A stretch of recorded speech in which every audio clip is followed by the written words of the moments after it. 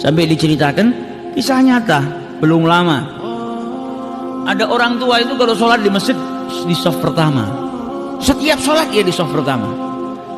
Sampai pada suatu hari selesai dari sholat baru salam, assalamualaikum warahmatullah, assalamualaikum warahmatullah. Ini orang tua yang biasa di shaf pertama tiba-tiba maju ke depan ke tempatnya imam, duduk di depan imamnya, lututnya nempel dengan lututnya imam.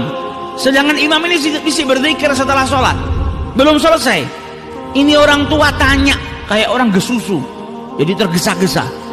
Ini orang tanya, ya imam, wahai imam, ajarkan aku sesuatu yang bermanfaat yang bisa nanti masukkan aku ke dalam surganya Allah Subhanahu wa ta'ala.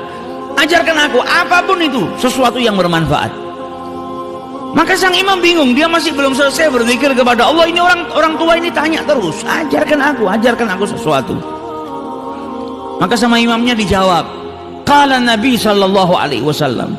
Nabi sallallahu alaihi wasallam bersabda, kalimatan, ada dua kalimat, habibatan ilar rahman, sangat dicintai oleh yang maha pengasih lagi maha penyayang.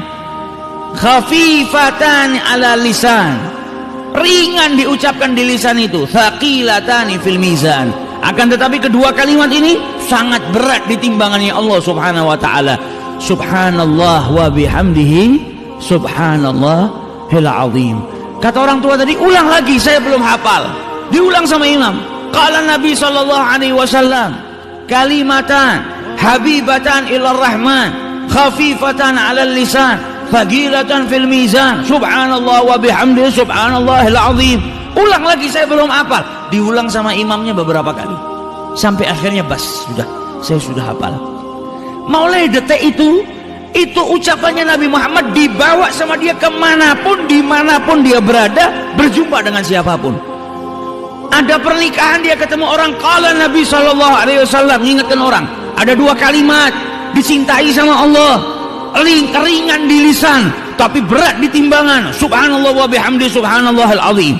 Ketemu siapapun dia ucapkan, ketemu siapapun dia ucapkan, ketemu anaknya, ketemu tetangganya, ketemu sahabatnya, di masjid, di luar masjid, ada tamu ke rumahnya, selalu dia ulang-ulang kalimatan habibatan ilar rahman, terus diulang-ulang sampai akhirnya datang suatu ketika dia sakit, masuk rumah sakit tidak sadar, selama beberapa hari nggak sadar, koma.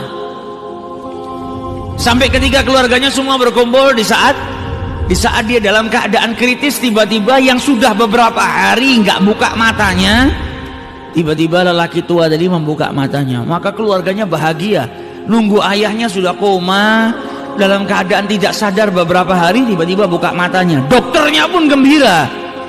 Ketika dokternya hendak memeriksa, si pasien tua tadi dipegang sama yang tua tadi.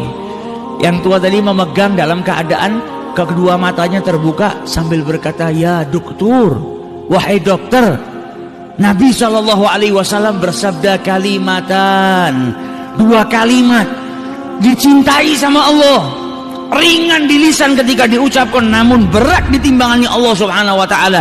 Subhanallahi wa bihamdihi, subhanallahil azim. Ketika itu meninggal dunia, meninggal dalam keadaan mengucap subhanallah wa bihamdihi, subhanallahil azim. Mata ala husnil khatimah. Nah ini kalau sudah dibiasakan, terbiasa. Kalau kita di setiap waktu senggang istighfar, waktu senggang sholawat, ya apa yang kita biasakan itu, insya Allah kita wafat dalam keadaan mengucap itu.